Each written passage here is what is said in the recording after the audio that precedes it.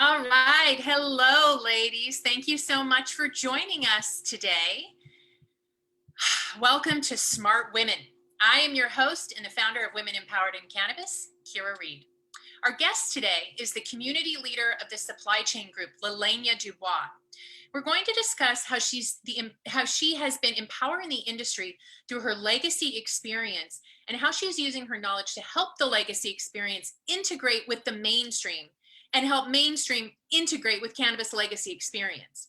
We're also going to talk about how her desire for her community to heal after the drug war turned into leading the supply chain group for WEIC for cannabis permits, launching a magazine, chairing the Human Rights Commission, and building the Humboldt Grace community. She is here to encourage more of us to see our value, to know that with nothing you can do something, and that even a disabled mom with no income can do it, and then take all that hardship and empower others with it. Well, this is going to be a great interview. I am so looking forward to hearing more about this. Lele, welcome, Lelehnia DuBois. Hi, Kyra. Thank you.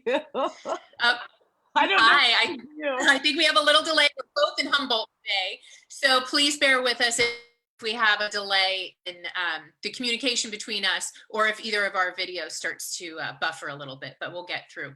So Lele, thank you so much for joining me today.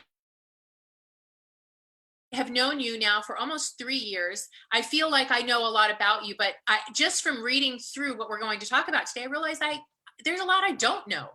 So why don't you start off by sharing with everyone your story? Where do you come from? How did you get into the cannabis business? Where do I come from? Well, I came out of my mama's tummy in San Diego in kind of a wild time in a community called Ocean Beach. In 1970, I was born, and Ocean Beach in 1970 was pretty much where cannabis distribution started. It's when Hell's Angels started. I grew up actually in the community that started. And we were really building community to create disruption, from the women's movement to a lot of the things we talk about now, whether it's psychedelics or herbal medicines, to creating more sustainable governments. So it was a very active place. It was a very wild way to grow up as a very young person. And it was really violent. I have actually 4 FBI files on my childhood because there was a group of us kids. They had a name for us. They called us the Obi Rats. And we were pretty crazy. But we also were subjected to some really crazy stuff, which at a very, very early age showed me the worst and the best in humanity. So that was really my first introduction to cannabis. Am I missing you? Are we cut out?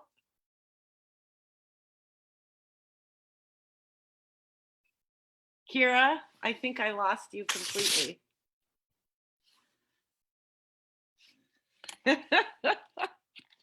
You're on mute, Kyra. My goodness. Okay, so I would really love to hear about one of the good things and one of the very bad things. I want an example of what that light and dark was. From then, or just in my whole life? From then. Okay. Well, the most horrible. I want to What was that, Kyra? I want to understand what kind of the light and what the dark. Okay. What were the terrifying things, and then what were the amazing? Okay. And then in that part of my life, the most terrifying thing was men.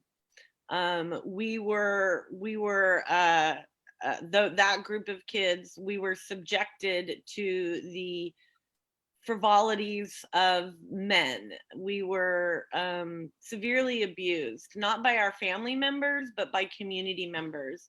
And because my philosophy around it it's one of the reasons that I believe in legalization so much, is that because we as a community, because we were so disruptive and we were doing so many new things and we had to hide a lot of that, that it allowed for other things to hide. And young children, especially when everyone's about free love and pushing boundaries, we were very susceptible. I was kidnapped for 6 hours when I was 5 years old. A group of us were subjected to, well, I'll give you an example. What moved us from San Diego was my mom came home one night and I had been burned and had male semen all over me. And that was when we left San Diego. So it was really ugly. Really ugly. We had 8 informants on us at all times because of all the crazy activity going on. And when my mom walked into that situation, she packed my sisters and I up in a van, and that's how we ended up in the Emerald Triangle. Is we traveled around for 6 months, and she got a job nursing at Trinity General in Weaverville in Trinity County. And that's really when my sister and I started getting to be a kid. And being in nature, and I'm gonna cry because that's when I started praying to trees, because I found true peace. That's, I found love. I found that nature was never hurt you. Nature didn't manipulate you. Nature didn't lie to you. You could really trust the cycles of nature. And so that was really the beautiful thing that came out of the first 5 years, 6 years of my life. Was, sure, I got to see the horrors of humanity, but I also got to learn about the true vibration of what our universe is made up of. So that's what got, and it brought us here. We would have never ended up in the Emerald Triangle, and I would never know so much and love so much about this community and this plant if it wasn't for that experience.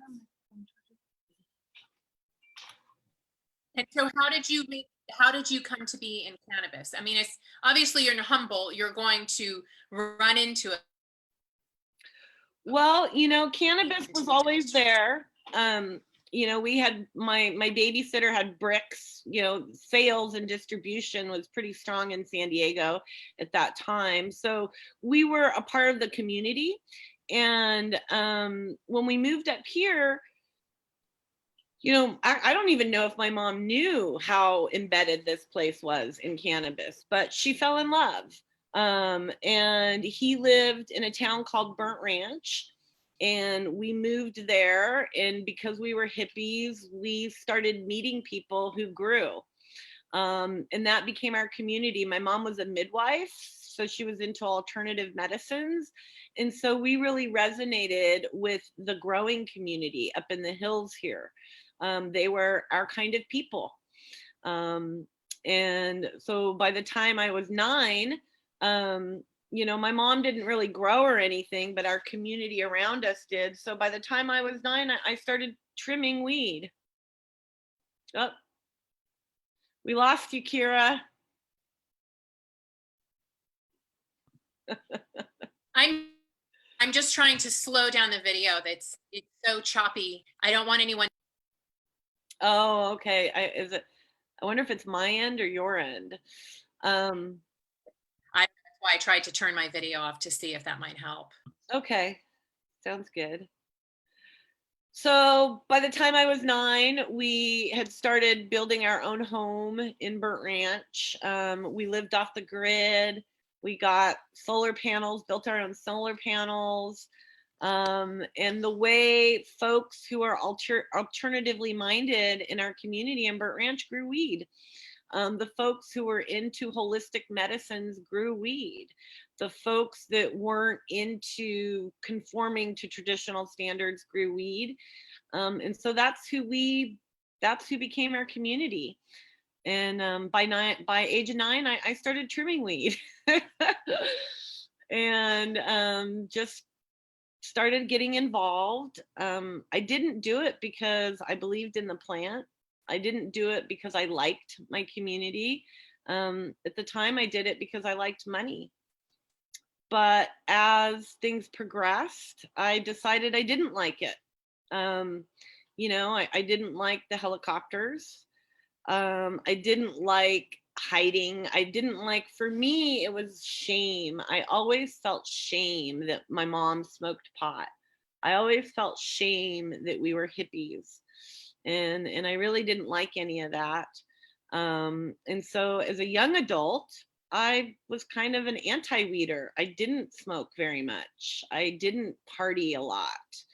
I wanted to be a successful businesswoman. I engaged in retail and learned those sort of things, and did not even begin to imagine sitting here talking to you about my life around weed. So then what was the turning point? There was two turning points.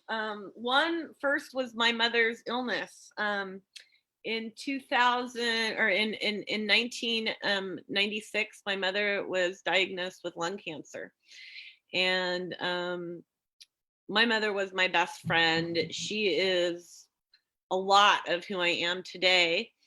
And when she was diagnosed with lung cancer, her friends, everybody was like, you need to use cannabis, or weed is what we called it then.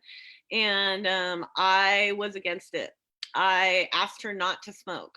I asked her to get Marinol, and she got on Marinol, and she started taking Marinol, and it didn't help her. And 2 weeks before she passed away, her friends came over, and I grew up with these things called space balls, which was basically hash balls with sesame and honey and hash. And her friends brought over some space balls, and she ate some, and I actually had a little bit with her, and I'd never really been stoned with her before. And for the entire part of her sickness, that was the best I'd seen her. It was actually the last time. Yeah, it was the last time she got up to eat with us and engaged with us. And it was just such, none of the pharmaceuticals that they gave her impacted her like that. And that space ball, the impact of it was so instant and enormous, and what it gave to me as her daughter, like having that last meal with her was a really big deal. And 2 weeks later, after she passed away, I started smoking pot regularly, because that was when I became I wanted to pass away too at that point in my life. And one of my really good friends from high school was like, girlfriend, you need to start smoking weed. Because I had a 20-minute drive from my house to her house, and those 20 minutes were really hard. And that's when I started smoking. And at what point did you decide, I want to make this my career? This is where I want to focus my energy and where I'm going to make my money. When did that happen? Well, boy, that didn't happen. Well, there was kind of two steps in that. In 1999, I ruptured 2 discs and almost became a paraplegic. I'm technically, according to medicine, not supposed to be able to walk. And through that journey, I was put on many pharmaceuticals, and I ended up in a coma, not because I took too many of the pharmaceuticals, but because the pharmaceuticals I was having a negative reaction to one of the pharmaceuticals they were giving me. And I ended up in a coma, and and it was a 6-hour time frame. I had this whole experience that said, you need to listen to your mom. It said, you are vibrationally sensitive. It said that your heart is impacting the world, and that your medicines that you were taught, you need to listen to. And right after that experience, my little sisters came to me with an apple. And, I didn't never smoke weed. I mean, every once in a while, Yeah. I mean, you were in Humboldt. You grew up in California. Right. Like I smoked every now and then, but I didn't smoke a lot of weed. And after my mom died is when I started smoking regularly. But when I got hurt, I relied on Western medicine. I was a trained nurse. I love science. Labs are like, I love labs. How long ago was this? Was this in the 90s? Was this? I ruptured my discs in 1999. So it was before that cannabis was really the conversation. It was still very underground. It wasn't legal. I mean, we'd barely just gotten legality for medical here in California. So that was kind of, you were in that part of our culture at that time too. Correct. Yes. Yes, we had medical at the time. All my buddies at the hospital and stuff had their little grow closets. I started dating someone who was a really large grower at the time, but that was a conflict for me because I didn't want to raise kids in the environment that I had been raised in. And then I got this injury, and the injury, the coma transformed because it was Western medicine that almost killed me. Everything that I thought my mom was wrong about is what was killing me. I was wrong, not my mom. And I came out of that with two things. One, diving into learning how this plant was going to help me. Two, diving into learning how my vibrational energy and how I engage with external vibrations was going to help me. And what I learned after years of the two is that actually they're both one and the same. And so after that coma in 1999, I started using the plant. It took until the pregnancy of my son for me to figure out how to fully incorporate the plant so I could depend on it and not the pharmaceuticals, because I was using it adjunctively until then. And then when I was pregnant with my son in 1994, I started using it more. I started extracting it. I started making topicals. I started putting it in my food in different forms. And I started understanding, how to use the different strains medicinally. And that's when I truly, truly, truly became a patient. It was still so early in the industry that, I mean, even like I was a big cannabis user at the time, but I never would have thought about using it to actually heal myself. So you were really ahead of the curve. So at what point then you start integrating it into your life? When do you get involved in the business of things? Ah, well, I quickly found out that your grower matters. I got some weed that made me sick for 3 days, and I went back to the person I got it from, and it turned out it had been grown with a really well-known fertilizer in the world. I won't mention their name. And it made me really ill. So then that's when I started identifying with the fact that I needed to grow. So I started growing in 2005, and then quickly became a grower for an all-female dispensary in Humboldt County called the Hummingbird Healing Center. And I was pretty good at what I did, so they liked my product.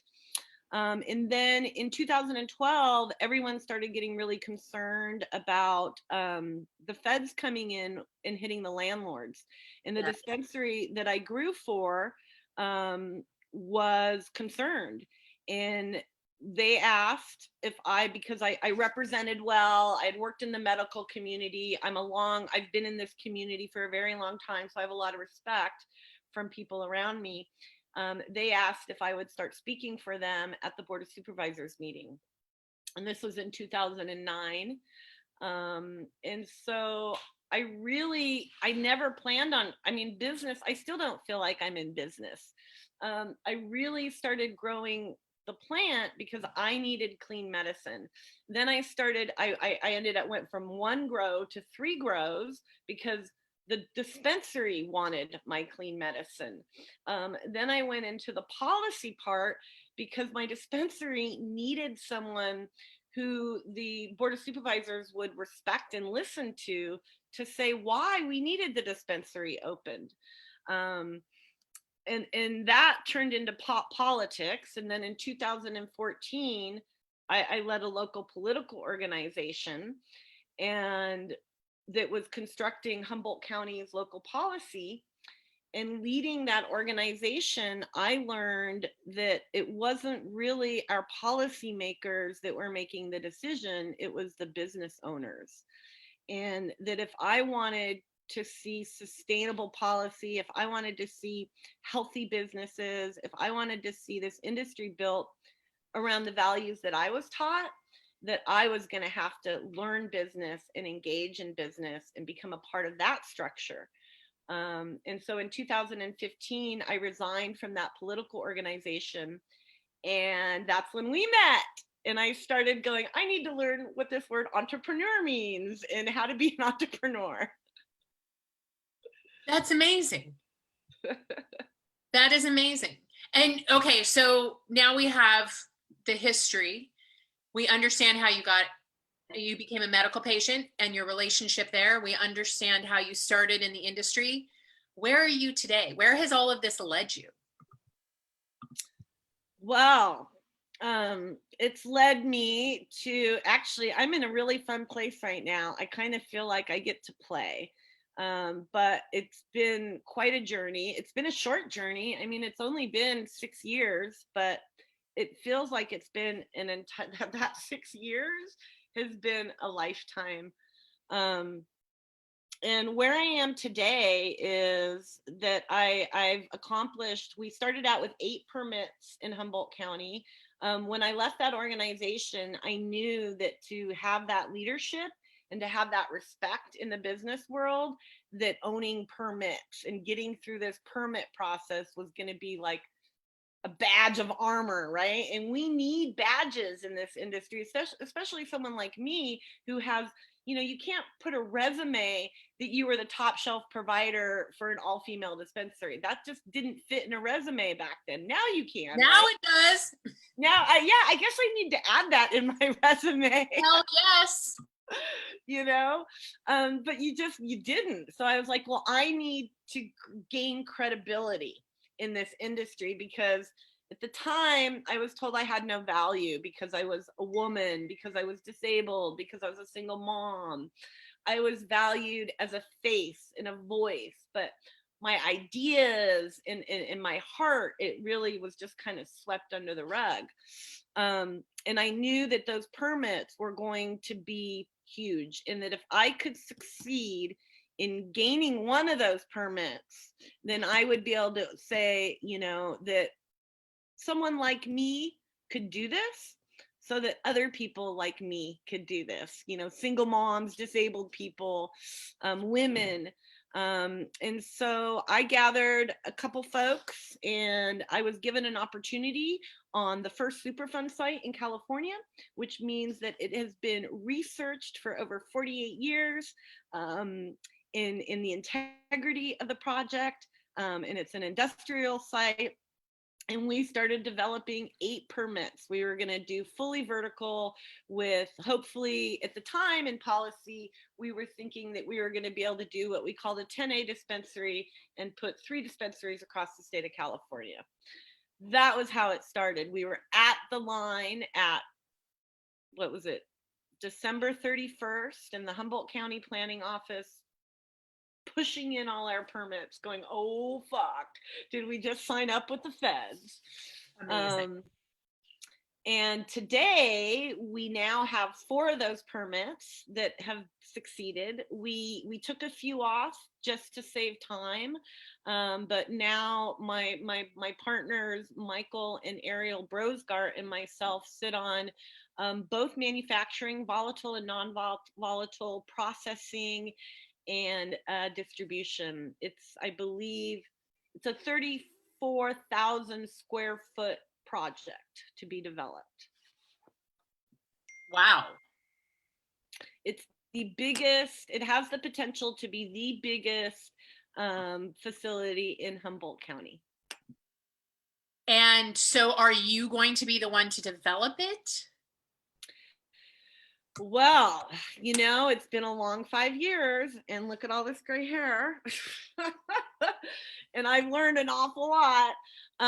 We're selling it. We're actually not developing it. Initially, the plan was for us to develop it, but we've both been through quite a bit, and I didn't come to the table to be the CEO of Nabisco. And this is a Nabisco type facility. If the right people come in and develop it, this facility will dominate because of its size and what it's able to do.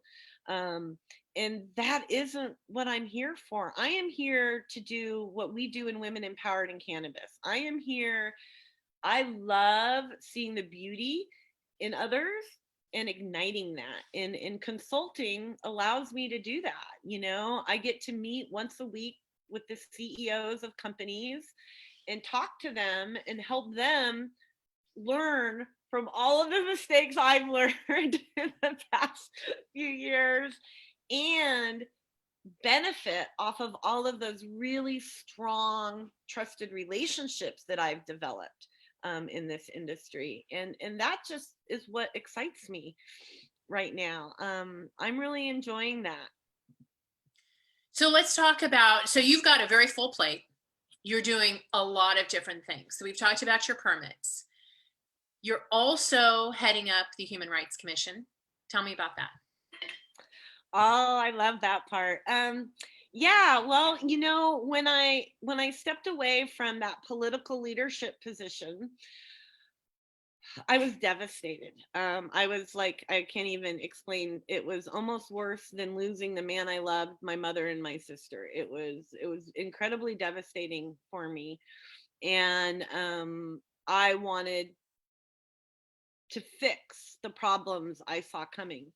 And one of the problems I saw coming was that we had so many families. You know, the cannabis industry up here we love our children, we love our families, and we have large families that are reliant on this industry. And I saw these families going in and having, you know, very large food bills and overhead. And my concern was, well, what are they going to do 3 years later? When this didn't go the way we were all told it would go.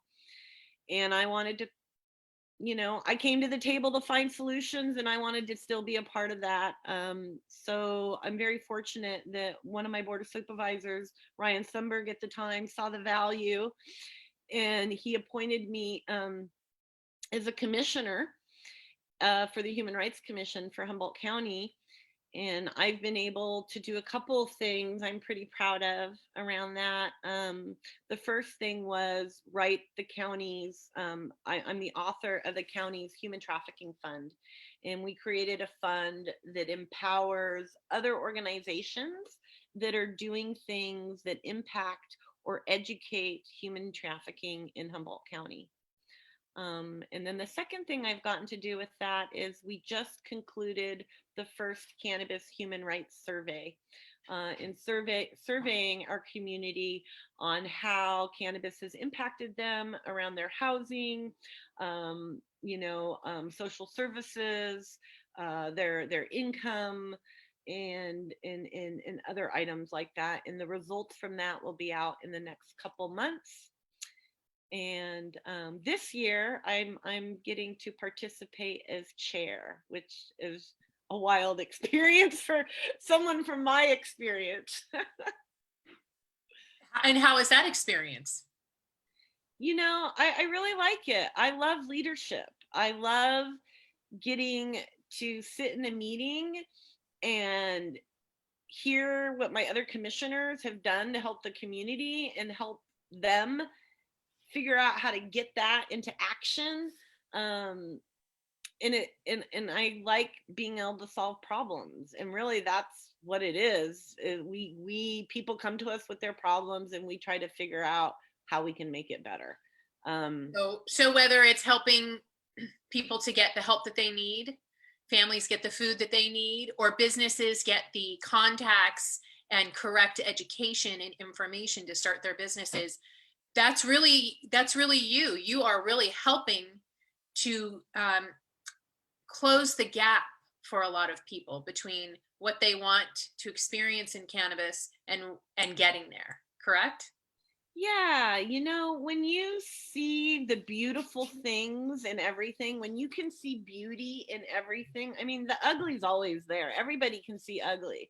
So like we see the ugly, but when you're able to see the beauty in the ugly, then you're always able to see, one, where are people's commonalities? right? Two, you see creative solutions that others who are stuck on the ugly or stuck on just the beauty, they can't, it makes it hard.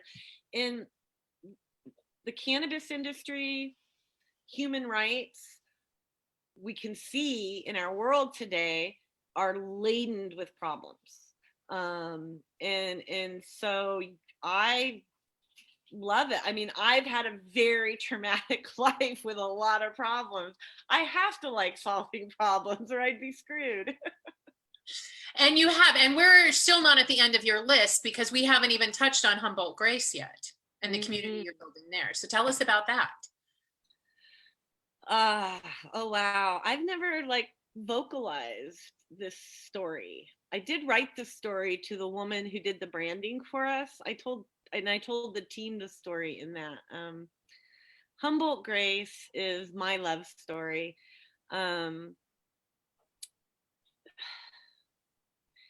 In I guess it was 2010, a man and I fell in love when I was very young, and I didn't believe in love, but he did. And he continued to love me for many years, even though I didn't believe in it. And then I got my back injury and I thought nobody could ever love me again. I thought I really, when you're told you're a paraplegic and you're in pain all the time, it's really hard to even comprehend that you have anything to offer. And this man in 2009 came back into my life after a very long, like I didn't contact, I disappeared from the world for quite a few years. And he empowered me to grow weed commercially. He empowered me. He's the reason that I did the first interview with Peter Heck that turned into this huge thing for me. He said, you can do this. He made me feel like I wasn't. He was such an amazing, powerful man that he didn't make me feel ashamed for growing pot because he felt it was a good thing. And one day he was up here in Humboldt County, and it was the first time he'd ever been up here. And this man was a South African, had a very, red carpet lifestyle. And we're sitting at breakfast, and he goes, "Lay, Jasper one day is going to have a shirt that says, 'My mom is the Gucci of weed.'" And I went, "Graham, I fucking hate Gucci. I'm like so not into that shit." And he went, "Oh no, wait. I know, Humboldt Grace," because I love Grace Kelly. Like I love Grace Kelly, and I went, "Oh, I love that." And I went and I sat on the bay and I meditated, and it just was like it so felt good, and I could see it. And nothing ever came of it. We had a plan. He was ready to invest in this plan, but legalization was very far off at that point. And that was the plan. And so as things progressed, I came up with this beauty line, and all this stuff started happening. He was murdered in 2013. So I didn't have that support anymore, and I didn't have that backing. Or that emotional support. And things just kind of wandered along, and I created the beauty line, and I thought, okay, well, maybe that'll be Humboldt Grace, but it just really didn't make sense. And then I got a marketing opportunity with 420 Media. And for me, Humboldt Grace was so perfect because it didn't represent me. It represented everything this experience has taught me. And I thought when I purchased this marketing opportunity that all of my community was going to come on board and we were going to call it Humboldt County, but nobody believed me. Nobody believed that what I was doing was real. And I had to carry it all on my own. And so I told Kyra, I go, well, let's use the name Humboldt Grace. I don't know what else to do. I don't want to waste this moment. I want to capture it. And so she got it out there, and I started just a Facebook page. And then last year when I resigned from Scentsy Magazine, I knew that my community was going to need me. And then I needed to create a space that my community still knew that my voice was authentic and I was still there for them. I didn't want to feel like I had just abandoned all these folks. And so thanks to you and everything that you've taught me around women empowered in cannabis and marketing and really how to build community, I've been able to do that with Humboldt Grace. And now we are, just like WEIC, we are an online community of very diverse people, from legacy, deep legacy, to newbies, in other countries. And we all come together based on what I believe are the plant's values: love and grace. And so we talk about policy, we talk about medical, we talk about whatever we feel we need to talk about, but we only allow it.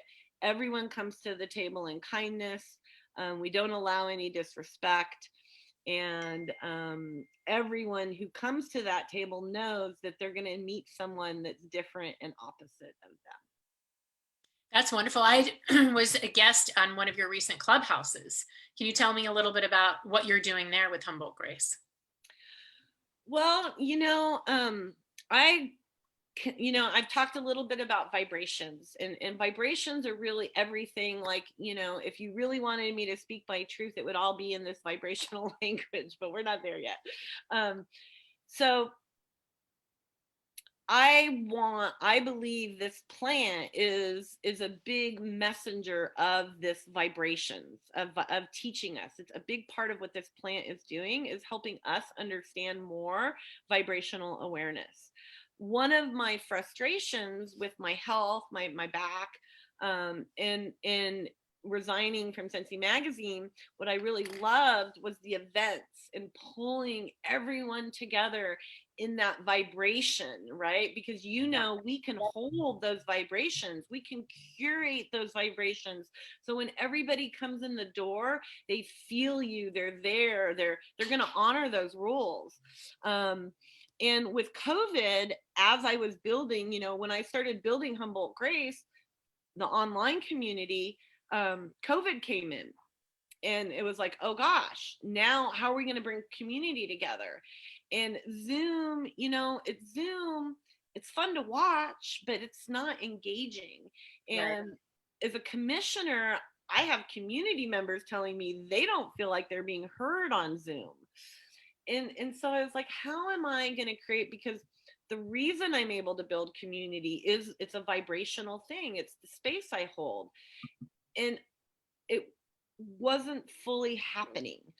And what I love about Clubhouse is with the voice, the authenticity translates. And so when you have a community of people who are like, okay, we're here because we're building on the plant's values, love and grace, and you're having a conversation with those people, you are emanating so much positive vibrations that anyone that enters that room or that space is going to feel that and get something from it. And that is a piece to the physical interaction that I wasn't able to create during COVID, that now I feel like all of us have this opportunity to show that authenticity. And the bullshit shows too, right? So I love it. So in that, what are we doing with Humboldt Grace? We are gonna have and look and try out as many conversations we can around opposites. So like, for example, next week, we're talking about the legacy experience and technology, because I believe that our legacy operators have so much to offer. We just don't have the data and the tools to interpret us. And that's where technology comes in. I like to dive into the hard conversations. So they're going to be hard conversations with love and grace. I didn't realize that Grace was after Grace Kelly. I thought that it was the description of Grace. So that actually kind of adds a nice twist to it. That's really, I love that. So Graham felt that she was even though her name was Grace Kelly, she was an incredibly graceful, elegant woman Yes. who navigated a lot of hardships with a poise about her that was hard to repeat. And that is what and that's what this plant is. You know, this plant has that poise. She is a badass bitch, but she is so beautiful. And she, if you allow and you receive her, it will all be through beauty and grace. And that's where the word comes from. This industry, the people that I love so much, the new ones and the old ones, really do. You don't survive unless you do this gracefully. Very true. Very true. So you wanted to leave the women with some inspiration that they can do it. They can take nothing and turn it into something, that no matter the obstacles, it is possible to do. Do you want to share any words of wisdom before we go? Sure. You can take nothing and turn it into something. The permits, I had nothing. I was on disability up until a year ago, and I've had no income for the past 3 years, or 2 years ago. What I have is community. What I have is people like Kyra, people like my partner, Michael, Paul, all sorts of people who saw my value, and I was able to share my value. And through that, of having nothing but me, I've built to where I literally have every piece of the supply chain. I have everything I need in this industry to navigate. How do we do that? Well, you know, I do have a spinal cord injury. You know, if anyone ever sees me at BizCon, I'm in a scooter. I have a son. I'm a single mom. But I also have a lot of love, and I care. I care about the people that I work with. I care about myself. I care about this plant. And I think when you can soften and allow yourself to care, we have more strength, because then we're not spending so much energy on, I want to say, being a man. We're spending more energy on being our empathic selves. I think in this industry as women, I know I have had to take on a ton of masculine energy, masculine traits. The man I'm seeing right now, I even say, oh gosh, I'm so sorry, because this is all my male energy and I've been working all day. I think that as women, we will succeed, and we have the opportunity to pave the way by building, and this is what we say in the supply chain group, business our way. And what I mean by that is by using those feminine traits and seeing those feminine traits as your strength, you know, like the fact that you do care and that you do feel. We say, oh, I don't want to get emotional. Well, I think we need to not get reactive, but I do think we need to process our emotions and use that as a skill. So be a woman. Embrace your femininity. Embrace your femininity and see it as a strength, because I now work, all my teams are men at the moment, but WEIC. All my business teams are men. I have one woman, there's one woman in that, she's one of my best friends. But they're my teammates, because they allow me. They all know that my gift is something they can't quite put their fingers on, but they know it works. One of them, in fact, was just having my back in Clubhouse the other day, because I was talking about building community, and all these men were like, you only have this many followers. I was like, dude, look at who those followers are, buddy-o. And my partner was stepping in the room when it's someone I work with, and he was saying, you know, you can't put numbers on some things that people do. And I think as women, society has yet to figure out how to gather our data, but we have to go, it works. Very true. Well, Lele, it is always a pleasure to speak with you because you inspire me in ways that no one else has ever inspired me. I feel like you are a link.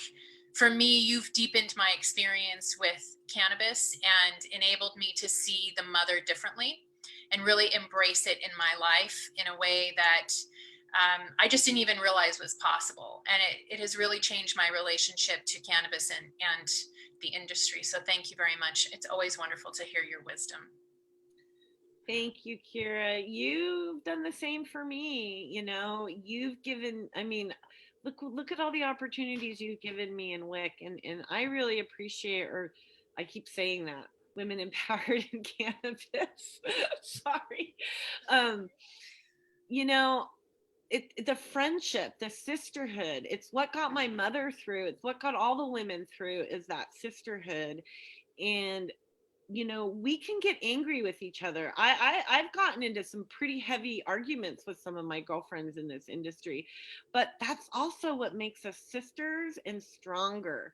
And if we can truly live and build that way as women in this industry, it will not be that we're only in this little number of CEOs. We will dominate, because the reality is our intellect is needed as we're building this industry, but we have to value that in ourselves, right? We also have to learn how to put it on the table, as well as value it. Very true. We've got a lot of work ahead of us, but we will get there together. We are better together. We are better together, and we're doing it. And I feel like we do have a strong sisterhood. Oh, yeah. When I started Women Empowered in Cannabis, I, of course, did not think that it would become what it is today. I had no clue. That was not my goal. But watching it evolve, when I was in the tech industry and entertainment industry, I always wanted something like this. I always wanted to feel this sense of camaraderie, that other women actually had my back, that it wasn't just paying lip service to it, that other women would give me opportunity and I could turn around and give them opportunity. And I just never experienced anything like this in a professional environment anywhere. And I'm so grateful that you have come on board to help me build out this community that is giving women the opportunity to have the things that we really want, which is a real sisterhood, but in a business context. So, I'm so grateful for you. I don't know how I would be able to do this without you and your wisdom and your support. So we're creating what it is that we really want. And that is so powerful. And it's because it's what other women want as well. So I thank you for being on this journey with me. I just adore you. Thank you, Kyra. Someone was asking me the other day, what does WIC do? What is WIC? What is Women Empowered in Cannabis really? And I was like, you know what? What it is really is a really complex network of women who are building the industry within themselves. It doesn't, in the supply chain group, about this much actually happens in the supply chain Facebook, right? It's what happens with the network that is so powerful and amazing. And, sure, we don't get commissions and benefit off that network, but we do.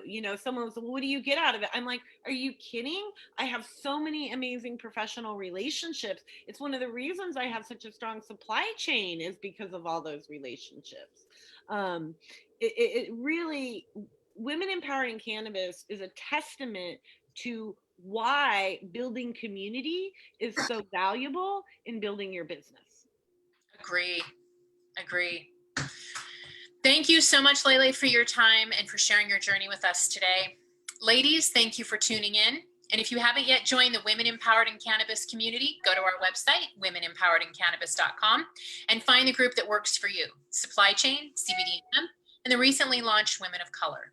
WEIC is a community that provides resources, connections, events, and content to women working in cannabis in the US, Canada, and around the world where there's an interest in cannabis legalization. We welcome women who are currently working in cannabis or curious about taking the leap into the industry.